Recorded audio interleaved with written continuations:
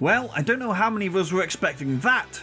He'd been rumoured for a while, although hasn't been as prominent in the most recent speculation, but yes, Minecraft Steve is officially headed to Super Smash Bros. Ultimate. He's the second Western entry in the roster following Banjo-Kazooie, so does this mean Nintendo are broadening their net for this second batch of DLC? Could someone like Crash or Doom Guy really make it in? Greetings everyone, Phil here from Nintendo Village, thank you very much for joining us. In this video I'm going to pull together my predictions for the final 4 slots for Fighters Pass Volume 2. To be clear, this isn't my personal wish list, these are the characters who I think are most likely.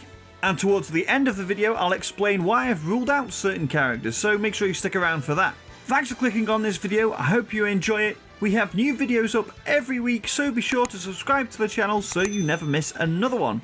Without further ado, let's get into it. The first round of DLC included 4 third-party characters, with the sole first-party rep coming in the form of Byleth. However, I doubt Nintendo are going to go quite so hard with the third-party picks this time around. Byleth was clearly an addition aimed at getting a few more people to explore Fire Emblem Three Houses, and the recent addition of Min Min, accompanied by regional events and free demos, was designed to inject some life into ARMS, which, as I keep saying, is a great game, so go and check it out. As a result, I expect Nintendo to leverage the insane sales of Smash to try and promote some games that they published themselves this time around.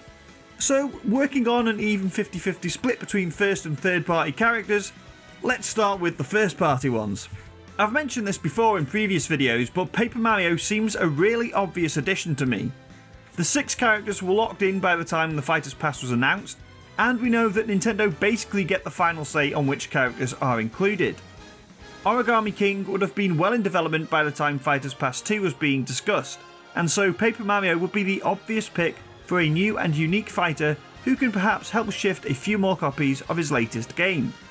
Of all the characters on this list, this is the one that I want the most, and I do think he'd be a great addition to the roster. The hammer is the obvious weapon of choice, but there's plenty of items like the Fire Flower, Ice Flower and Tanuki Tail that could make for a cool, interesting moveset. As for the second first party prediction, it wouldn't be my first pick, but another rep from the Xenoblade series seems like a shout. Shulk is all on his lonesome as it stands, compared to the likes of Fire Emblem, Donkey Kong, Mario, Zelda and Pokemon, which all have multiple reps. Plus, unlike say F-Zero or Punch-Out, Xenoblade is very much an active franchise. As for who it might be, I can imagine a rep from Xenoblade Chronicles itself, maybe Melia or Sharla, given that that's the most recent release in the series. That being said, they could opt for someone like Rex or Pyra from Xenoblade Chronicles 2. Never really played the Xenoblade games myself, so I'd be happy either way.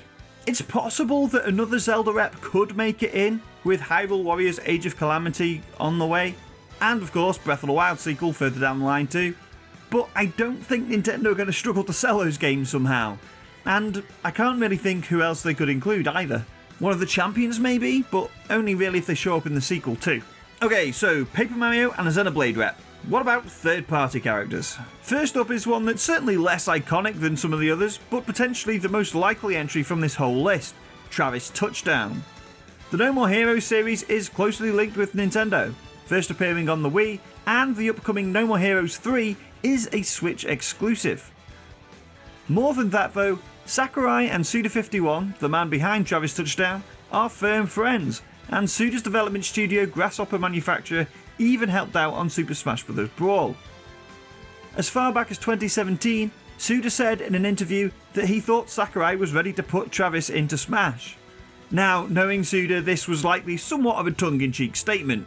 He is, as they say, a bit of a character, which makes his response to a similar question more recently all the more interesting. In issue 44 of Switch Player magazine, which you should all go and check out, I'll leave a link in the description, Suda is asked the following question. In Germany at Gamescom 2019, you said you'd love to have a Travis amiibo, with the second Fighters Pass being a thing. What are the chances of Travis appearing in Super Smash Bros. Ultimate? His response? That's going to be a big no comment from me. I don't think Suda's ever answered no comment to anything else in his life. Given how candid he usually is, I reckon there's an NDA in play here, and I think Travis will be the Terry of this Fighters Pass, by which I mean he's one of Sakurai's picks more than Nintendo's. And lastly, I think Ryu Hayabusa of Ninja Gaiden fame will be the one to close things out. He's another that's been rumoured for a long while now, and although the Ninja Gaiden series has been more closely connected to Xbox in recent years, following the trio of titles released across Microsoft's consoles, it first came to prominence way back on the NES, with 3 games launching on Nintendo's console. Known as Shadow Warriors here in the UK, it was fairly revolutionary thanks to its use of cinematic cutscenes. It's a fairly iconic franchise, and one that's now owned by Koei Tecmo. If that name sounds familiar, it's because they're the developer behind the Warriors series. As well as making Fire Emblem Warriors and Hyrule Warriors, they're obviously also working on Hyrule Warriors Age of Calamity, a game Nintendo approached them to make, so we know that there's a good relationship there. Rumour has it that Microsoft has bagged exclusivity for a brand new Ninja Gaiden game for the upcoming Xbox Series X. So, from Koei Tecmo's perspective, they'd be more than happy to have their lead character show up in Smash. There are a number of other characters people are keen on. Crash Bandicoot and Doomslayer are the top of many people's lists, but as mentioned at the top of this video, Steve is only the second Western character outside of Banjo to make the roster, not counting Nintendo-owned characters like K. Rool and Dark Samus developed by Western subsidiaries. Sakurai has stated he sees Smash as a way to promote Japanese games primarily, so Crash seems unlikely to me.